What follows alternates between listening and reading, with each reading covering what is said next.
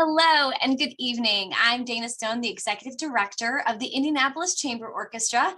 And for tonight's episode of Mocktails and Masterpieces, we're partnering and sharing some of our partners that we use and work with for some of our parks concerts and other programming throughout the year.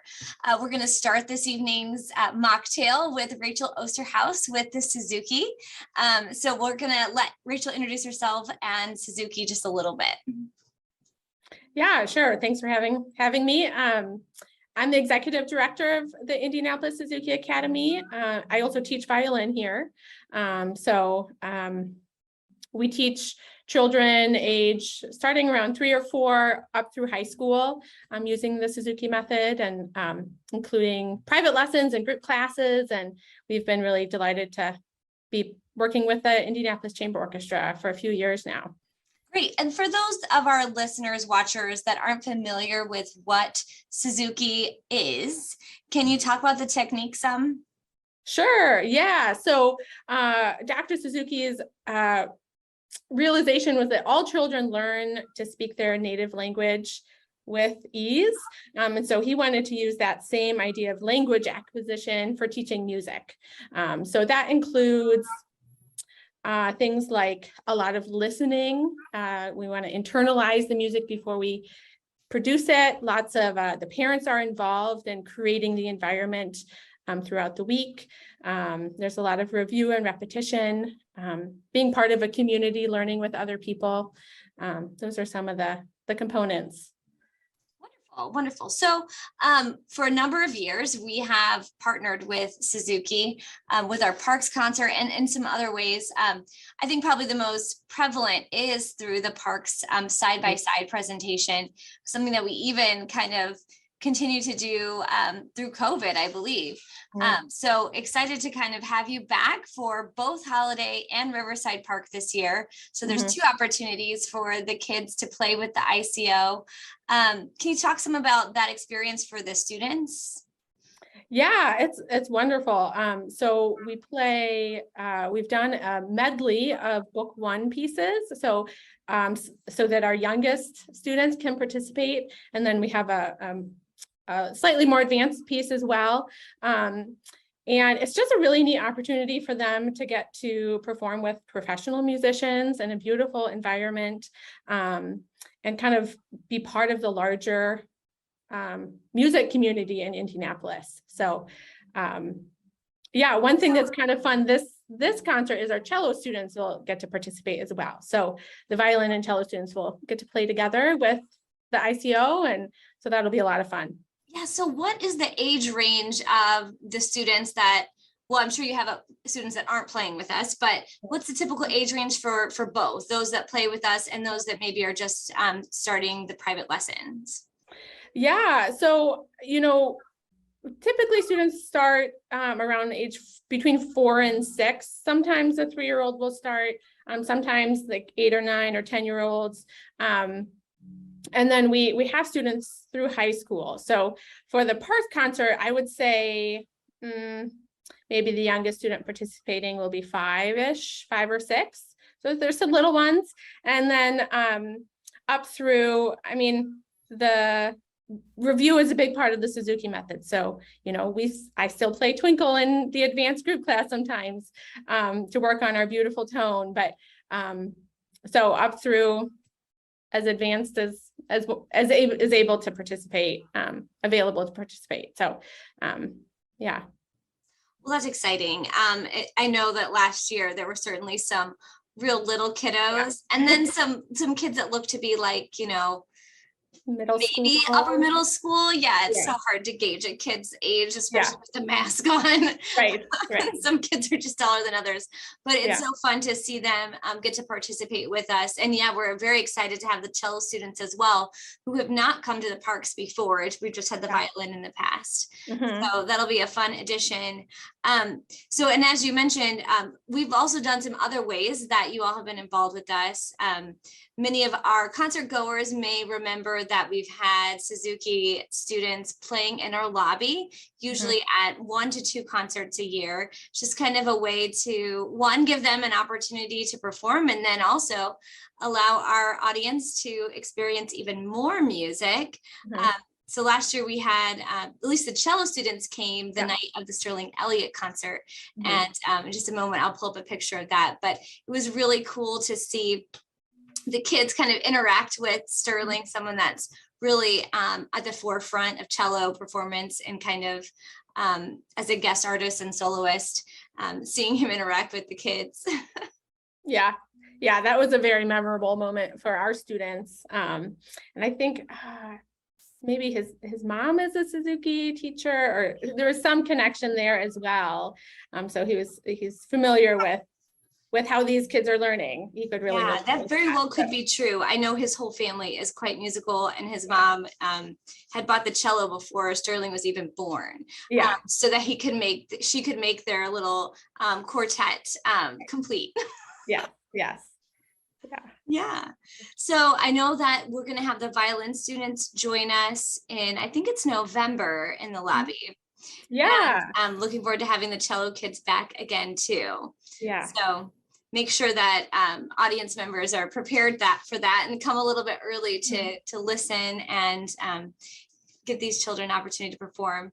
Well, just wanted to give you an opportunity to share any more about Suzuki and kind of this partnership that maybe we haven't touched on, if there is anything. Of course. I think, I think I mentioned before, it's just great exposure to the larger music scene. I think some of our students, our families enroll and they already have a love for classical music and know that. And then we have other families that are just looking for a meaningful activity for their kids, and they don't necessarily know everything that Indianapolis has to offer. So it's great for them to get to see and participate, be an active participant in some of the music making that's happening.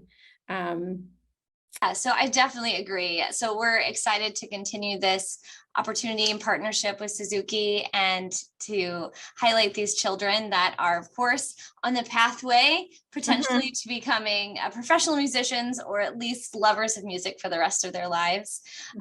We're happy to be a part of that for their families and then for them. So Rachel, thank you so much for your time today. Really appreciate it. And look forward to seeing you at Holiday Park on September 9th and at Riverside Park on September 8th. And we'll bring up those dates and times for everyone, but hope that you all can come. It's a free concert, a great way to experience live music outdoors, which is always a special treat, if not also a challenge. But we're excited to continue this tradition. We've been at Holiday Park, I think, for almost 9 years consecutively. Even through the 2020 year, we were able to be out there, which was really incredible. And of course, just starting at Riverside last year. So their Taggart Amphitheatre is just stunning. So it's a wonderful place to play and a great community to be involved with. Right, now we have the pleasure of introducing a new partner to the ICO, Patricia Altamirano. And Patricia is one of the administrators at the Global Prep Academy in the Riverside neighborhood here in Indianapolis. Patricia, please take it away. So, hola, my name is Patricia Altamirano, and I'm very happy to be here with you and be able to explain to you and to let you know what is Global Preparatory Academy. Our school was founded in 2016. We are an innovative charter school in the heart of Riverside. And our mission is, we live the mission. We develop compassionate global leaders through a rigorous program that focuses on hands-on learning opportunity in a dual language environment. So what is that? It is that every kid that comes to Global Prep Academy has the opportunity to be half day in English and half day in Spanish. It's not that we teach them Spanish like just for fun. It's like an academic and rigorous program following the Indiana standards in education in all grades, and we serve pre-K to this year 8th grade. We are very proud of our school. I'm very proud of the highlights. One of them is that we believe that through cultural experiences, the kids will be able to engage more in the language. And one is through the choir, which is Voces de GPA, Voices of GPA. In our choir, we focus that the kids always sing in English and Spanish so they can see the benefit of being bilingual through also these kind of skills opportunities where they express what they like it. Our choir consists in between 30, sometimes 40s, depending the students, and we've been performing in different places. Actually, last year, we were the first school that performed at the Taggart Memorial, where we are gonna be having the concert with you. One of the other highlights that I wanna tell about our choir, it's the choir itself, it's already magnificent. We've been through a lot of directors, and but all the time the choir step up, finish, completed. We've been also invited last Christmas season to the Arts Garden. We actually were able to be singing English and Spanish, sings from Kwanzaa, from Christmas time, and from the Jewish celebration at the new fields. So it was amazing performance. We had over 50 students, and really it's something that you love to see how the kids can really engage in through both languages. It's amazing. So this time we're very excited about the canción Oye. Actually, tomorrow is the first time that it's coming, the choir director, and we are eager to meet her, and she will love the students very, very much. Also, our students are very, very happy. But I want to tell you something very important about Global Preparatory Academy that is different from most of the other schools that they have a program like us. Most of the people say, oh, you guys are a Latino school. We are not a Latino school. We serve the Riverside community. We serve the African-American community, so they can get another skill, which is having another language. So we are very proud of that. And most of our alliance are with partners here within the Riverside, such as the Riverside Community Center, such as the Riverside Alumni, such as the Northwest Community Organization, Aspire House, and now with you, and we're excited to have this partnership for a long, long time. Yes, I mean, we're so lucky that we got connected with you. I mean, as many of our viewers know, the Indianapolis Chamber Orchestra is quite committed to engaging with our community in every way that we can. And we spoke with Sam, who is the park director here at Riverside Park, and said, you know, we'd really like to incorporate some of the neighborhood children. Is there a group we should reach out to? And of course, Patricia, your name came right to mind immediately. And just meeting with you and feeling your energy, it was like, this is the perfect thing for us to partner with. These students are already really engaging in the cultural vibrancy of our community.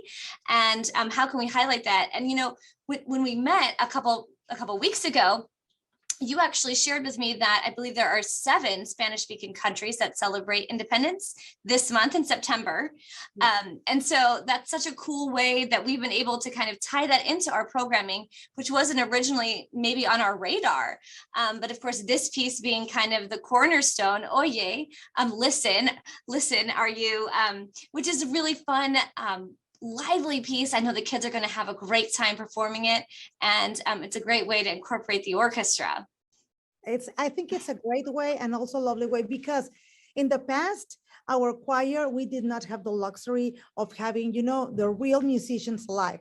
Our choir director, that he has to go back to his country, he was sometimes doing the keyboard, but not all the times was able to be. Because we already had meetings with the kids, I even created a permit, because I told them, these are the compromises we really have to do. You have to be the Taggart and you have to be at the Holiday Park. It's like, I make them sign like a contract of really commitment. Yeah. And for the parents as well. And let me tell you the reason. I truly believe that when a parent see the performances, the kids continue, because of course, parents get all excited. They really want to commit to these kind of opportunities. And after these 2 years that people were so hidden due to the pandemic and being through a lot of, you know, it's a roller coaster of changes in their life, I think that being ready to continue performing is the best way to help other schools, other students and members of the community to step up and help these kids. Sure. I think one of the major takeaways we've had over the past 2 years is the arts are healing. Music is healing. It is community. And, this partnerships that we're developing together is like a keystone piece of, what we believe in as an organization and how we want to be as engaged as possible with our own community. So it is just such an exciting opportunity for us. And I'm excited to have the kids with, of course, the professional musicians of the Indianapolis Chamber Orchestra. And you also helped connect us with some Ballet Folklórico dancers that will be highlighted at just the performance at Riverside Park. But what a cool way to demonstrate that culture and that music with the orchestra with these lovely dancers. So thank you for that connection as well. No, anytime. And after this, you will see the commitment that the whole administration team of Global Preparatory Academy has invested in our kids. So, for example, one of the other huge events that we celebrate is Black History Month. Unfortunately, the weather doesn't let us do a lot of things because it's a cold season. Right. Last year, we even had to cancel in the Riverside Community Center the event where we were performing due to the weather because it was black ice. But I want to give you an example of how focus we are, that doesn't matter which is a celebration. We always speak or sing in English and Spanish. Like I was explaining you the day that you came, we focused in Nat King Cole that day. And we were remembering when he was traveling into Cuba and he was able to listen the rhythm and the songs of the percussions in Cuba, how he decided to translate his song Love, which is emblematic and it's a beautiful song, in English and Spanish. And when you hear my kids singing that, and then the way they change from one language to another is magnificent. Maybe in a couple of years, the kids will not see still yet the value of being completely bilingual, but when they reach to college, because we are preparing our kids to go to college, they will be like, wow, I am quite advanced than the others. And we might not be there to see them, but I think they will remember all these experiences they're having, and they will be able to continue promoting Indianapolis Chamber Orchestra, which at the end is what we're looking for, that our kids appreciate the aesthetics, but appreciated the arts and the performances, that they help them, to get more cultural exposure in all areas of the curriculum. Well, to the same extent, we want them to know that this orchestra is for them too. It's easy to see kind of a classical music organization that is stuck in traditions of the past, honors those traditions in a musical way, and even in the way that we operate, the way we present concerts. But if we can bring these kids in and let them experience it, let them see, hey, I can be a part of this. This isn't different from my experience. This can be my experience. And this is a great way that we can start doing that and really being engaged with the community and giving back in a new way. And hopefully, like you said, we don't know what the future will bring for these kids, but I know that this experience will be in their mind. And hopefully as they have their families and they grow up, that they see that music, orchestral music, classical music is for everyone. It's for them and it's for their children. And we just want to keep welcoming and keep engaging and keep educating so that we can continue to grow the love of music that we all have as part of this organization. Yeah. And I can see that. And we appreciate it, all these efforts and coming to our school. And just to be, I will be, when you guys are rehearsing, I will always be there. I will be the staff on site there, just because you will not know the logistics of how to dismiss them and everything. I will be supporting. I told my boss, okay, I volunteer, I'll do it, because these kids deserve to have these opportunities and they love it. They love to perform. The performance, they love to go to the Taggart and the Holiday Park. Actually, my boss was asking me if I can have more information about that, because it sounds like a very unique experience. We would love to invite our board so they can be part of that concert. It's a free concert, right? Oh, yes, they both are. Both are completely free. Please come. We do ask that people register if they can, just so that if the weather doesn't cooperate with us, we can communicate that with you in advance, either to reassure you that, yes, the concert is happening, or to let you know that that we've had to cancel due to rain. Please send us those so Mrs. Shahida, Assistant and Director of Communications, Ms. Melissa, can post that in the social media. Also, we can provide that to the parents because we encourage the parents to follow the protocols of the people who's hosting us. So if you decided, they have to register, we encourage them, they can perform, but you have to follow the protocols. Oh, well, it's not a requirement. It's more just for them to know. It's a great way for us to communicate with the audience so that they know up front if they're wondering about the weather, which is always a question whenever we're outside. People have questions. That way they have that reassurance that, yes, it's happening. Or unfortunately, it cannot. That it's just an easy way to communicate. But of course, ICO also posts that information on our website, on our social media, and then we update our voicemails as well. So if you call the office, we're sharing that information with everyone that we can. Well, Patricia, thank you so much for your time today, for volunteering to be a part of the after-school activity, getting these kids prepared for the concerts. We are so excited to have them involved with us, and we're so grateful for this new collaboration that we have. Of course, thank you. And just let me know if when the time is coming closer, if you need that Mariama Shahid, the principal, which she speaks also Spanish as well, she is more than happy to jump in and will thank you and be able, to say some words for those kids. Okay, great. Okay. I will be in touch then. Thank you, chica. See you. Well, whoever is coming, I will be here waiting for them tomorrow. Okay, bueno. All right. Gracias. Gracias a Dios. Bye-bye.